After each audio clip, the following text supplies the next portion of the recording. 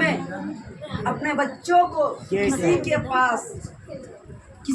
के पास दूध पिलाने के लिए भेज दिया करता था मक्का में।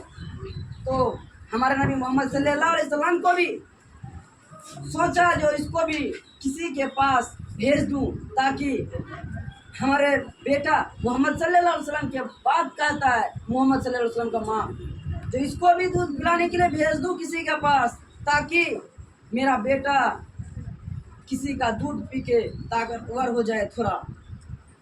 यही सोच के मक्का लेके गए हमारे नबी मोहम्मद सल्लल्लाहु अलैहि वसल्लम को उसका माँ जब उस मक्का लेके गया तो सब कोई आ रहा है, हमारा नबी मोहम्मद सल्लल्लाहु अलैहि वसल्लम को गोद में ले रहा है और लेने के बाद कहता है इसका बाप है, जब कहता है इसका बाप नहीं है तो हमारा नबी मोहम्मद सल्लल्लाहु अलैहि वसल्लम को रख के चले जाते हैं।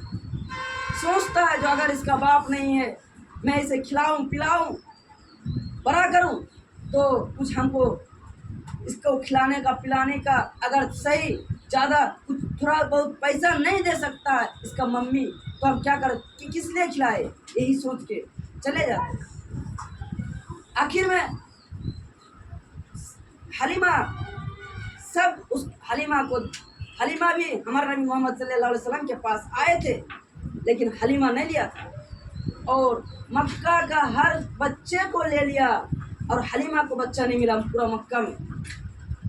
हलीमा को जब बच्चा नहीं मिला तो हलीमा सोचा अगर मैं बच्चे नहीं लेके जाऊं तो मेरा सहेलियों ने क्या कहेगा, मेरा सहेलियों तो मेरा मजाक उड़ाएगा।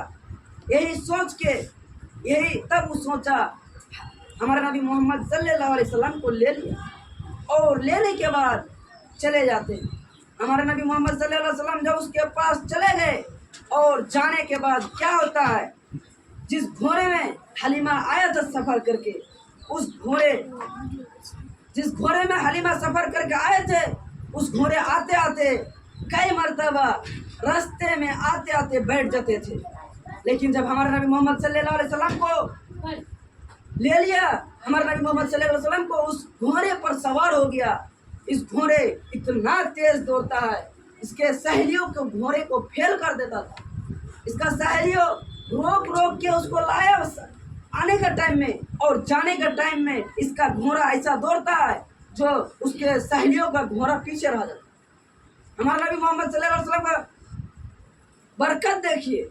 और जब घर पहुंचा हलीमा रजी अल्लाह ताला अन्हा ने, जब घर पहुंचा अपने बच्चों को लेके, मोहम्मद सल्लल्लाहु अलैहि वसल्लम को लेके जब घर पहुंचा तो हलीमा रजी अल्लाह ताला का एक बेटा था और एक बकरी था। उस बकरी का दूध उतना नहीं होता था, एक बच्चे का दूध पूरा पेट भर के दूध पी नहीं पाता था उसका बेटा। हलीमा चिंता में पड़ गया, मैं तो और एक बच्चा लेकर आ गया, मेरा एक बच्चे का दूध से नहीं होता था, पेट भरता था नहीं, तो अभी मैं दो बच्चे को कैसे दूध पिला सकता। लेकिन हलीमा का शौहर जब बकरी का दूध निकाल रहा था, वो बकरी का दूध निकालते निकालते इतना दूध निकला जो उसके पूरे परिवार दूध पी लिया। हलीमा का शौहर और मोहम्मद सल्लल्लाहु अलैहि वसल्लम और उसके एक बेटा था, पूरा पेट भर के दूध पी लिया, तो भी दूध बच गया। हमारा नबी मोहम्मद सल्लल्लाहु अलैहि वसल्लम का बरकत। हमारा नबी मोहम्मद सल्लल्लाहु अलैहि वसल्लम एक मरतबा क्या हुआ, एक जंग हो रहा था। हमारा नबी मोहम्मद सल्लल्लाहु अलैहि वसल्लम को एक आदमी, एक सहाबी कहता है, हमारा नबी मोहम्मद सल्लल्लाहु अलैहि वसल्लम से कहता है चलो मेरे घर में कुछ, कान में मुंह लगा के कहता है मेरे घर में कुछ खाने के लिए बनाए, और मेरे घर में उतना नहीं बना जो मैं आपके पूरे कौम को लेके जाके खिला सकता। कम से कम 1-1.5 हजार आदमी था। उसमें चुपके से हमारे नबी मोहम्मद सल्लल्लाहु अलैहि वसल्लम को आके कहा, लेकिन हमारे नबी मोहम्मद सल्लल्लाहु अलैहि वसल्लम जोर से ऐलान कर दिया चलो इस सहाबी के घर, इस सहाबी हमें दावत दिए, रोटी खिलाने के लिए बुलाया। एक छोटा बकरी का बच्चा जबा किया था, उसका मीट और रोटी। तो उस सहाबी ने सोचा जो मैं तो हम मोहम्मद सल्लल्लाहु अलैहि वसल्लम को बुलाए थे, पूरे कौम को लेके जा रहे हैं, अभी कैसे होगा। हमारा नबी मोहम्मद सल्लल्लाहु अलैहि वसल्लम जब चला गया उसके घर, और जाने के बाद उसको वो उसका उस सहाबी का बीवी को हमारा नबी मोहम्मद सल्लल्लाहु अलैहि वसल्लम कहता है, तुम रोटी पकाते जाओ। और रोटी उस आटा को ढाँप दिया, एक गमछा से, एक चादर से ढाँप दिया, और कहा एक तरफ से आटा निकालते जाओ और रोटी पकाते जाओ। रोटी पकाते पकाते अभी हमारा नबी मोहम्मद सल्लल्लाहु अलैहि वसल्लम को ही बुलाया था। सोचा जो इतना नहीं हो सकता, सबका पेट नहीं पाल सकते हैं, सबका बराबर नहीं हो सकता, लेकिन हमारे नबी मोहम्मद सल्लल्लाहु अलैहि वसल्लम का बरकत पूरे कौम, पूरे 1-1.5 आदमी खा लिया, तो भी उसके घर में और खाने के लिए बच गया। और एक बादशाह का एक बेटा बाल काटवाने के लिए गया था, और जाने के बाद बाल कटाते कटाते लेट हो गया, असर का नमाज छूट गया। और असर का नमाज छूटने के बाद जब मदरसा में आया वापस, मदरसा वाला उसको कहा तुम्हारा नमाज क्यों छूटा।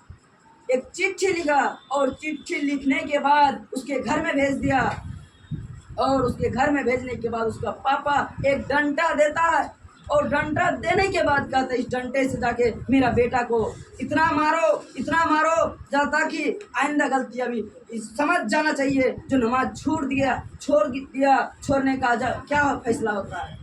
उसको इतना मारा, और कहा जो उसको 2-4 दिन खाना भी नहीं देना।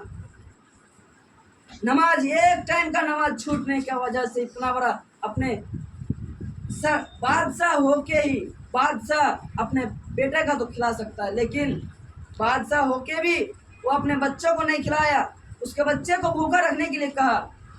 और आजकल हम लोग तो नमाज के टाइम में इधर से इधर करते जा रहे हैं।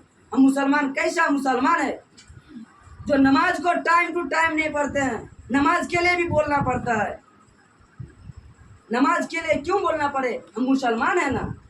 तो ये सोचता बहुत आदमी जो खाली जुमा का नमाज पढ़ लेंगे नेकियां मिल जाएंगे, यही सोच के जुमा का नमाज पढ़ने आ जाता है।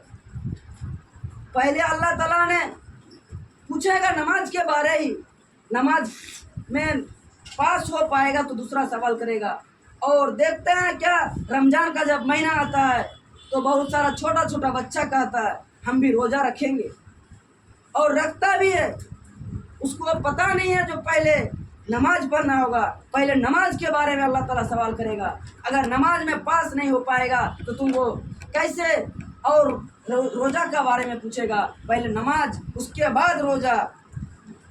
और कुछ दिन के बाद ही बकरीद का टाइम है, बकरीद कुछ दिन के बाद ही आ रहा है।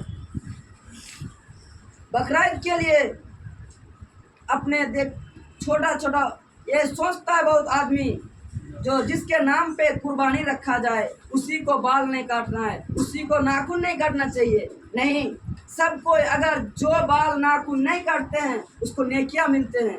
अगर बाल नाखून नहीं काटेंगे तो क्या हो जाएंगे। अभी इस 27 या फिर 28 तारीख को चांद नजर आएगा, उससे पहले ही अपना नाखून काट लो, अपना बाल काट लो, जो काटना है काट लो, ताकि इस बकरीद का फ्री में जो सवाब मिलता है, फ्री में जो नेकियां मिलता है, उस नेकिया का हकदार बन के रहो। उस नेकिया को गवारा, उस नेकिया को हटने ना दो, उस नेकिया को छूटने ना दो, उस नेकिया सबका हो जाना चाहिए।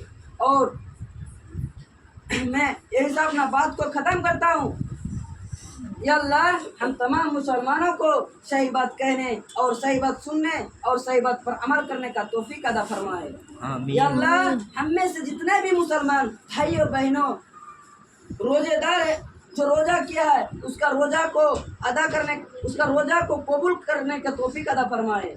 या अल्लाह हम में से जितने भी मुसलमान भाई और बहनों किसी भी परेशानी में, किसी भी दुख तकलीफ में फंसे हुए, अल्लाह उसका दुख तकलीफ को दूर कर दे। या अल्लाह हमारे मुसलमान कौम में देखा जाए तो बहुत सारे आदमी है जो ब्याज का पैसा लेके इधर उधर करता है, उस ब्याज को और देखा जाए तो बहुत सारे आदमी इस ब्याज के चक्कर में कर्जदार, बहुत ही कर्ज हो गया उसके सिर पे। उसका कर्ज को अदा करने का तौफीक अदा फरमाए या अल्लाह। अगर कोई मुसलमान किसी भी परेशानी में, किसी भी जगह में मुसलमान किसी भी परेशानी में है अल्लाह, अल्लाह उसका परेशानी को दूर कर दे अल्लाह। या अल्लाह हम में से जितने भी मुसलमान भाइयों बहनों गुजर चुके हैं अल्लाह, अल्लाह उसके कब्र में, उसका कब्र का अजाब से बचा के रखे अल्लाह।